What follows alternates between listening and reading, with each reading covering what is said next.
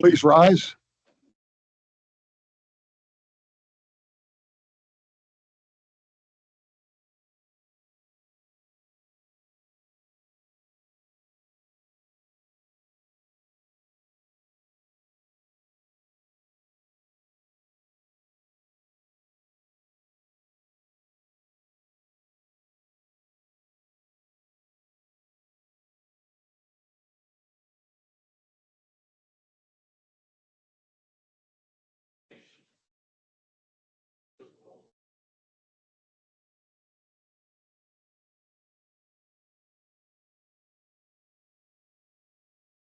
We now call the Wheeling City Council meeting of May 20, 2025 to order, please. With that, I'll ask the pinch hitting clerk tonight to call the roll, please. Mr. Acero? Here. Mr. Sadler? Here. Ms. Kane? Here. Mr. Skwabanakis? Here.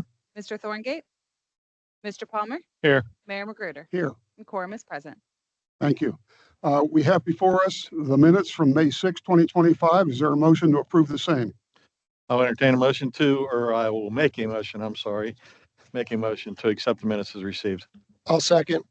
Is there any discussion, changes?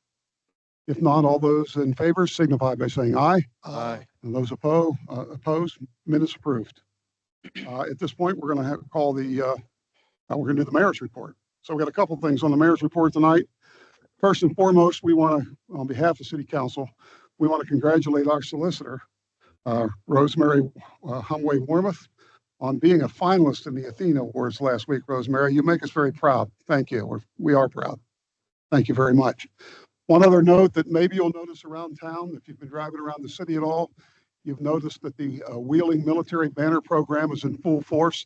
There are banners up all around town. I just want to say thanks to, there's been a number of committees, a number of people. I'm not going to try to name them all, but it's been a magnificent venture.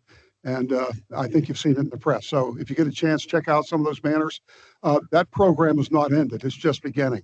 So if anybody's interested, you can go online and find out how to subscribe to it. With that, we have a request to make 2 nominations tonight. I want to make a nomination to the Northern Panhandle Workforce Development Board. They have 2 members whose terms are expiring. Both have asked to be reappointed, and that's R.J. Konkoleski and Lisa Werner. So I want to nominate those 2 to be re-upped. Is there a motion? I'll make that motion. Second. Okay, is there any discussion? If not, all those in favor signify by saying aye. Aye. Those opposed? And that motion is approved. And that brings us down this evening. We have a proclamation tonight. And it is as follows. Whereas the Fort Henry chapter Sons of the American Revolution join with the American Friends of Lafayette in celebrating the bicentennial of Lafayette's farewell tour of America in 2024-2025. And whereas this celebration honors the visit to America of the last of the surviving major generals of the American Revolution. And whereas Lafayette is recognized as the hero of 2 worlds, both America and France. And whereas in 1777, during the American Revolutionary War, the young Marquis de Lafayette first rendered service to America by traveling from France to give aid to the colonies, joined in the fight for American independence, and in the process became one of George Washington's most trusted major generals and considered by many as the adopted son.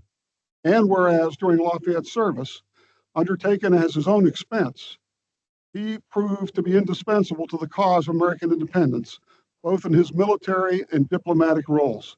And whereas on September 11, 1777, 5 days after his 20th birthday, Lafayette shed his blood for the cause of American independence at the Battle of Brandywine.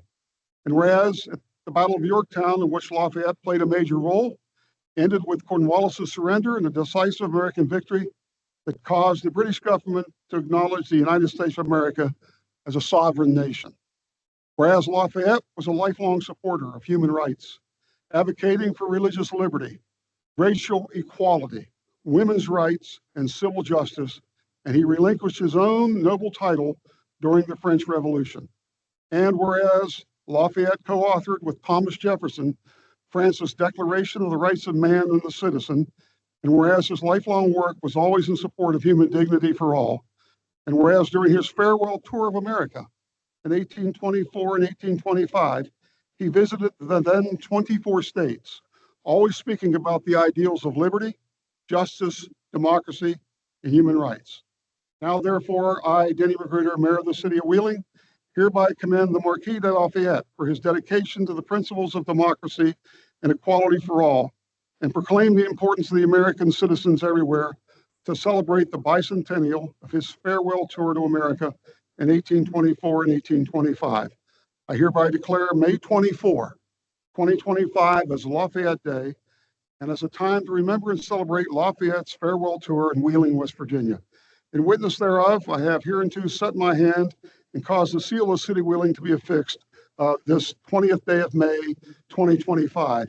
And I'm going to ask Gary Timmons, please, maybe to come up and accept this proclamation. Gary, you here tonight? Okay. And Gary, I might ask you to stop and get a photo with us here in front of the table.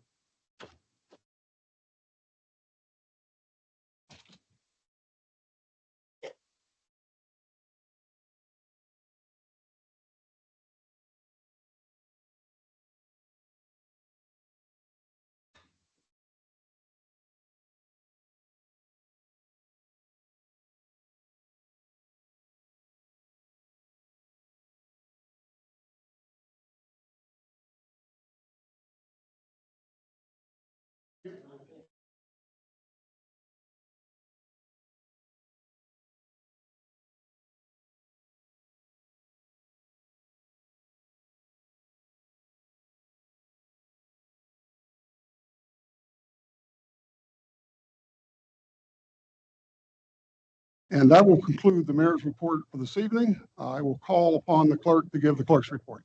There is a notice of application to operate a private club for Uncle Pete's located at 1 Community Street, Wheeling, West Virginia. And that concludes the clerk's report. Thank you. Unfinished business. An ordinance of the Council of the City of Wheeling authorizing the city manager to allocate a portion of the West Virginia opioid settlement funds to assist WTRF in providing opioid relief abatement via the use of media to educate upon and prevent opioid use. I would move to adopt the ordinance. Is there any discussion? If not, I'm going to ask you to please record your votes.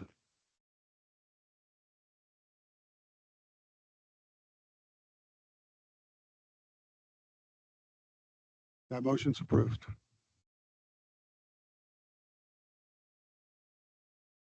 An ordinance authorizing the city manager to expend funds, the amount of $27,000, with Centris of Kenosha, Wisconsin, for the purchase of the rental services for a centrifuge to be charged to Water Pollution Control Division. I move to adopt the ordinance. I'll second. Do we have any discussion? Mr. Herron, how much longer is this going to be on our plate? It's going to be a while. The centrifuge replacement is being designed now and will be bid later this summer. We're working on a bond anticipation note to fund the permanent replacement of the centrifuges as well as digester cleaning. So those projects will be coming to City Council probably in July or maybe early August. And this is still related to the flood damage? Yeah, the centrifuges were damaged by the flood, and we're renting centrifuges. You'll see under original propositions, there's another month in there. So it is FEMA reimbursed, but we want to get those permanently replaced. Thank you. Is there any further discussion? If not, I again ask you, please record your votes. Motion approved. An ordinance authorizing the city manager to transfer funds, the amount of $210,691.50 from Arena RCIP to the Greater Wheeling Sports and Entertainment Authority for the West Benco Arena steel rigging system. Move for adoption of the ordinance. Second. We have a motion and a second on the table. Is there any discussion? Yes, Mr. Mayor, I would encourage our fellow members to pass this. This will assist our arena in getting it up to date, bringing in new rigging and bringing in possibly larger shows. What we're doing now is not adequate, it's not safe, and we want to make sure it's safe for everyone. And we also encourage more shows. So I would encourage you all to pass this. Thank you. Thank you. Any further discussion? If not, I'd ask again to please record your votes. That motion is approved. An ordinance authorizing the city manager to enter into an agreement with Top Notch Landscaping and Supply LLC of Wheeling to provide grass cutting services and further authorizing the city manager to expend funds in the amount of $65,275 to be charged to the general fund. I would move to adopt the ordinance. Do we have any discussion, please? Any questions? If not, please record your votes. That motion's approved. An ordinance authorizing the city manager to expend funds, the amount of $35,002 with Semper Fi Paving LLC of Bridgeport, Ohio, for the Patterson Pickleball Court resurfacing to be charged to ARPA. I move to adopt the ordinance. I'll second. Is there any discussion? Yes, I'd like to clear up some possible misconceptions about the low bid. Yes, we are required by law to accept the low bid, but it also has to be for the specifications that were put out. We asked for what needed to be done by Recreation Resources USA, who was awarded bid for the painting and putting up new poles, new nets, those type of things. And that was their recommendation on getting our courts back to in a playable situation. As far as it being cheap, there's a lot of things that go into bidding a project. Some people, don't have the right equipment. Some people want to do different things. There could be different added costs to it. So, I don't think we're being cheap. We're doing what was recommended to us to get our pickleball courts into play and get them into play as soon as we possibly can, depending on weather and time frames. So I would encourage my fellow members to pass this ordinance. Thank you. Any further comments or discussion? If not, I'm going to ask you to please record your votes. That motion's approved. That concludes unfinished business. Thank you. We do have two sets of minutes that have been held over, the minutes of the Planning Commission meeting from December 9 of 2024 and the minutes of the GWSCA from March 25 of 2025. Is there a motion to accept those? I'll make that motion. Is there any discussion? If not, I'm going to ask you, please, those in favor signify by saying aye. Aye. Those opposed, those minutes are approved. Now we move to remarks from City Council, and I'm going to ask Councilor Kane, please, to begin tonight.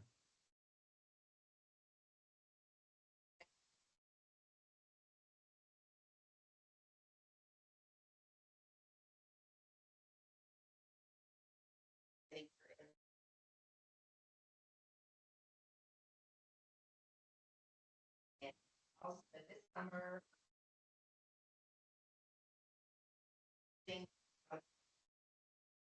How things are going.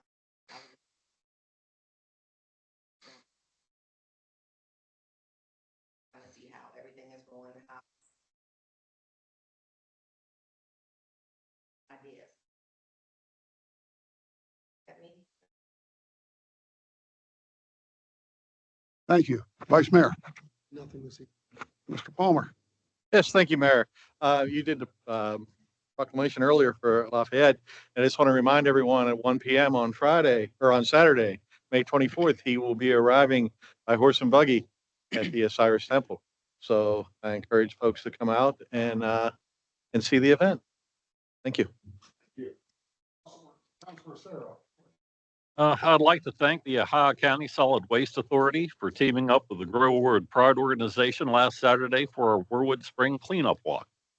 I'd also like to thank Wheeling Heritage for hosting the Fido Fest in Garden Park, which was very successful. And just a reminder that the Ward Farmers Market will be held every Tuesday in June, July, and August from 4 to 7 p.m. with picking in the park to follow. Thank you. And that brings us to Counselor Seidler. I have nothing today, Mayor. Thank you. With that, we're going to move to the report of committees. There are none today. Thank you. Report of the city manager, Mr. Herron. Thank you, Mayor. The weather permitting, tomorrow evening at Waterfront Wednesdays will be a first display of our new stage. We did have training on that at the end of April. If for some reason the Waterfront Wednesdays has to be moved inside, it'll be the following Wednesday, and then the chili cook-off is also going to use the stage. It's very nice, very impressive, and it will accommodate the symphony's performance on the waterfront as well as the Blues Fest. So we're very proud of that. I also think it's large enough for the Ogilvy concerts that they have up at Oak Park during the summer months as well. So we'll see how that goes. But hopefully tomorrow night, weather permitting, it will make its debut. The Community and Economic Development Department sent out the nonprofit requests for CDBG funding. So if you have any comments on that, certainly feel free to let me know or Nancy know. The budget from the federal government, or the time frame, is very, very tight with the proposals due. The public hearing for the CDBG entitlement budget on June 17th, and City Council would need to adopt the plan on July 1st at the July 1st meeting. So literally 2 weeks ago, we received the schedule. HUD has made it very condensed. We do need to meet it. So the proposed budget has been distributed, as well as the nonprofit requests, which are included in the budget. The city's swimming pools will open on Sunday, June 1st. All pools will be open. Right now, we do have enough lifeguards, but we're concerned about that going forward. And if we do experience a shortage in lifeguards, there may be a day or two during the week that one or two pools may have to be closed down. At least 3 of the city pools will be open at all times, but we may have to schedule around lifeguard availability. But right now, we're in good shape. We're opening them all on June 1st, and hopefully we'll make it through the summer without any issues. I did want to give a brief update on the various bridge projects around the city. This is subject to change, but it did come from the West Virginia Department of Highways last week. The Main Street Bridge repair, which unfortunately was damaged through a very tragic accident, is scheduled to be repaired in 2027. There's some issues with historic preservation there. The Schilling Bridge, which the DOH did public comment on, that's closed here, public comment period closed several weeks ago, is now scheduled for 2027. And again, I want to stress these are all subject to change, but right now, 2027, and it would be a 6 to 8 month closure. They don't see a way to construct a pedestrian bridge, which was requested by the city near the bridge for school children. They're still working on that, but that is unlikely at this time. The Homestead Bridge, which will include pedestrian access, is scheduled for 2028. The Baker Bridge is scheduled for 2029. And the 28th Street Bridge, which will be eliminated and filled in, is scheduled to be let at the end of this year. The most significant news here is that the Washington Avenue Bridge was let and awarded. The contractor that was selected is the same contractor that did the Market Street Bridge that was closed as a result of the fire from the homeless camp. I don't have a schedule as to when the bridge would be closed, but that project is moving forward, and I would anticipate some type of news from the West Virginia Department of Highways within the next 30 days. And based on some scheduling that we've coordinated with them on our sewer project out there, I would anticipate sometime in August or September that we'll see a bridge closure there. But again, I don't want to speak for DOH other than to say that the project has been bid and awarded. So that project will be coming. All of these bridges are funded by both federal and state dollars. There is no local match required by the city. So that's good news. And these are all of our bridges that are considered poor condition They're safe, but they do need to be replaced, and we're very appreciative of the DOH for investing millions of dollars towards these projects and getting these bridges replaced for the next generations to come. So Schilling has moved another year 2027. out to 27, Yes, and Washington Avenue could be in 25, it will be in 25. will be in The 25. contract has been awarded. So is that going to be, there was different scenarios for that. Is that going to be a complete closure? It's going to be a complete closure. Okay. I don't have the time frame on that closure. Mr. Herron, just a couple questions for you. Maybe I missed it. Did you mention the Baker Street Bridge in Fulton? Is I that on? did, yes. Okay. 2029. We have a signed agreement with DOH to do that project. It's just a matter of them sequencing them. These are all being coordinated by DOH. They're doing the professional procurement of architectural and engineering firms. They're paying the contractors. They're doing it all. So they have to schedule them based on their availability within the district for manpower. Okay. And just a couple questions for you. It seems like it's been a hot topic lately about housing and available housing. And do we have an analysis from the city of areas within our boundaries that are ripe for development, for residential development? I mean, have we done that analysis in recent years to kind of plot out on a map, whether it's a GIS map or just a location to say where, residential development could potentially expand in our city? Yeah, well, I mean, as you know, the comprehensive plan was recently updated, and we have been working with RED because they've instituted a housing initiative where they've actually acquired some property in the county to inventory potential tracts of property. And at this point, we don't really have anything that would be large scale, flat enough and large enough to put a housing development in. But we do have that inventory. Now, is that when you say we, is that in the possession of the city, or is that just available land within our city that may or may not be owned by us? No, it would be land that's available that more than likely is not owned by the city. Okay, good. I just Yeah, wanted to make sure we're yeah. on the same page there. Yes. And then one other question, have you had a chance to look into replacing the street lights for that project in terms of flipping those from the incandescent over to, or whatever they are, over to LED bulbs? I know on the island, one of the frustrating things, and we've been trying to work with AEP on this, but we have so many lights out over there, and it's really difficult to say, just give us the pole numbers. Really don't want to keep doing that. I have a life, people have a life on the island. I really want to get AEP to come out and bring their own truck out and do a review on the island and kind of fix the problem themselves. But I would also like to look at options to upgrade those to LED lights. Yes. So I have a meeting with AEP's regional manager 2 weeks from today, and that is going to be a topic of discussion because we are converting the high pressure sodium lights that were in the downtown to LED lights. And we've had some issues in Warwood where streetlights have been out, where they've gone up, replaced them with LED, which is fine with the exception that the tariff to the city on an LED light is actually 3 times that of a high pressure sodium light. So we've got to figure that out from a budgetary perspective. In addition to that, AEP is telling us that they're struggling to get parts for these high pressure sodium lights, so they're automatically converting them to LED. Yeah. So we're going to have a conversation as to what their program is in replacing lights that are out, because the city of Wheeling pays for a street light whether it's on or not. Okay. And if they're not going to aggressively replace or turn them back on or fix them, then they need to figure out a way to replace them entirely. And we need to be able to know what's going on and what budget impact that's going to have. We have a lot of them that are out. We need to put the burden back on them to manage that themselves. And in Fulton, we've got a lot of dark, dingy lights there as well. So. The burden is on AEP. Now, them going out and looking at them, they do that occasionally, but they do rely upon citizens and the city to identify poles. But the burden is on them once they're identified to come out and fix them as soon as they possibly can. And we definitely don't mind helping with that, but No. but we're past that. There's too many for us to handle.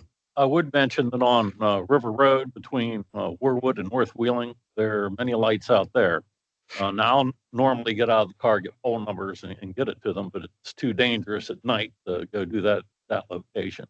So if they could perhaps get somebody to drive up, take a look at those lights, it would help. Okay. Yeah, wasn't done. New bridge. It's going to be a full closure. Yes, And that's not our decision. That was the DOT. that's DOH decision. Thank you. Hey, while we're asking questions, I'll add another one. The replacement Washington Avenue Bridge, I'm hoping that it's going to be same, like, historical character, the same character of that bridge, or some decorative bridge, right? I mean, not just a, that green bridge is kind of an iconic piece of Washington Avenue, is it not? And, Well, I'd hope yeah. not just an ugly concrete thing with some ugly, wire fence. Well, I don't think it's going to have a wire fence, but I do think it's going to be a concrete bridge. That bridge is actually a very unique design. It's actually a floated cantilever. It's not that old. So I'll check to see what the nature of the bridge is, but I do know that nobody is happy with the design of that bridge, the way it was kind of a new design when it was done and built, and it's been problematic. So it's not going to be a cantilever bridge that floats on piers.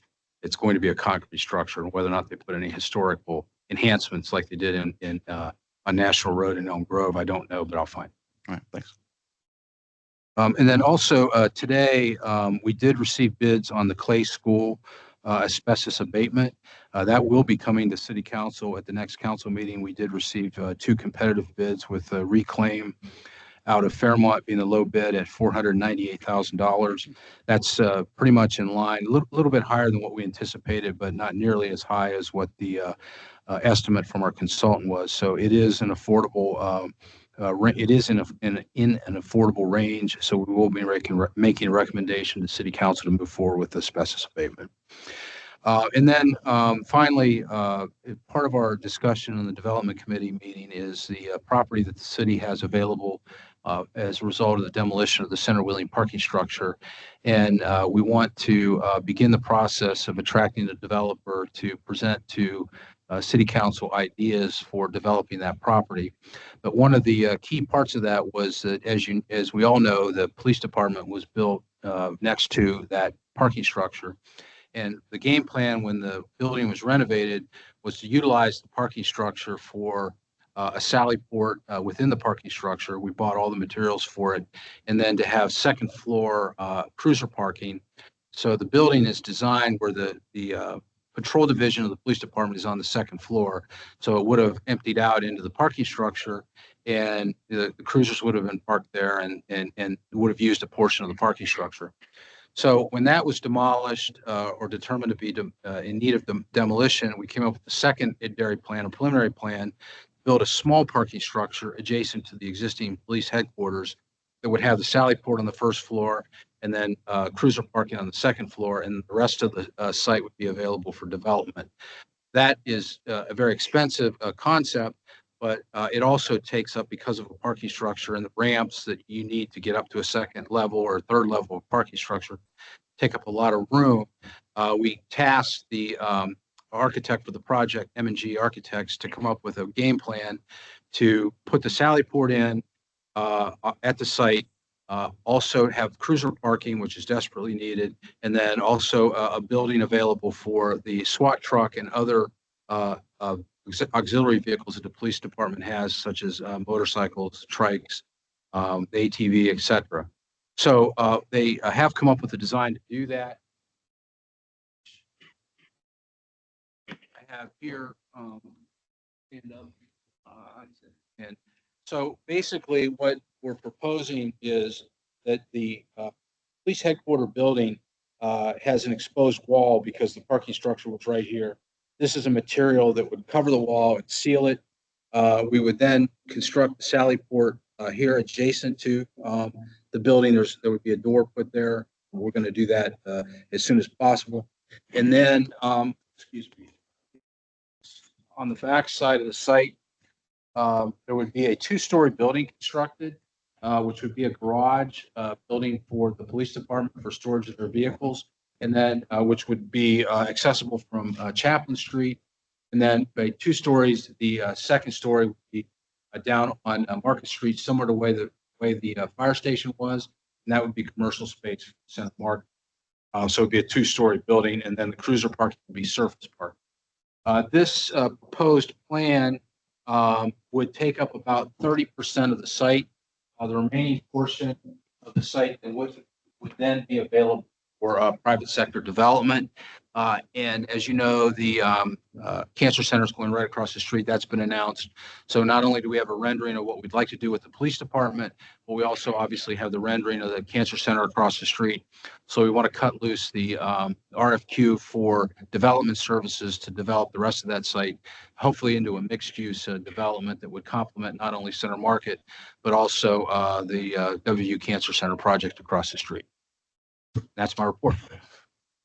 Thank you, Mr. Herron. Any questions? Thank you. With that, we're going to move the report of other officers. We do have 3 sets of minutes that we're going to ask you to hold over, and they are the Planning Commission minutes from April 14, 2025, the Hall of Fame Board minutes from April 8 of 2025, and the Planning Commission report to City Council of May 12, 2025. Is there a motion to hold those over? So moved. Second. Any discussion? I would ask all those in favor to signify by saying aye. Aye. Those opposed, and those will be held over. Petitions of redress or grievance, There are none. petitions of all other kinds, There are none. original propositions. An ordinance authorizing the city manager to expend funds the amount of $40,000 with James White Construction of Weirton for an extension of the Valley View Storm and Sanitary Sewer Project to be charged to ARPA. An ordinance authorizing the city manager to expend funds the amount of $27,000 with Centuries of Kenosha, Wisconsin for the purchase of rental services for centrifuge to be charged to the Water Pollution Control Division. An ordinance changing the zoning district classification of parcel 10-W43-83 and 10W43-84, identified as 48 Zane Street from R3 residential to C2 general commercial. An ordinance authorizing the city manager to expend funds the amount of $168,251 and enter into an agreement with Southern Corrosion of Roanoke Rapids, North Carolina for the storage tank maintenance program to be charged to the water department. An ordinance authorizing the city manager to expend funds the amount of $128,000 with May Engineering of St. Clairsville for Phase 1 of Nuttall Avenue sewer improvements to be charged to the Water Pollution Control Division, regular RCIP, and congressional directed spending allocation. A resolution of the Council of the City of Wheeling authorizing the participation in the Northern Panhandle Home Consortium for the period of July 1, 2025 to June 30th, 2026. I would move to pass the resolution. Is there any discussion? If not, I'm please going to ask you, please record your votes. That motion is approved. A resolution of the Council of the City of Wheeling of Ohio County approving a minor amendment to the fiscal year 2019 annual action plan for the use of the Community Development Block Grant for the coronavirus CDBG CV funds. I'll second. Is there any discussion? Yes. Back when when COVID was hitting, the city received an allocation, a specific allocation from block grant. I think at the time it was like $500,000 or something for COVID-related issues that were CDBG eligible. There's funds left over. So the Economic and Community Development Department recommending that to get those funds spent to allow the transfer of the remaining funds to family services as well as the soup kitchen for food purchases. These are just leftover funds from that specific grant that was provided as part of the COVID. Any further discussion? If not, please record your votes. And that motion's approved. That concludes original propositions. Thank you. We have no one signed up tonight wishing to be heard before council. So I do want to extend a thanks again to Brenda Delbert for the clerk services tonight. Thank you, BJ. It's like homecoming week for you, I know. But is there a motion for adjournment, please? I'll make that motion. Second? Meeting adjourned.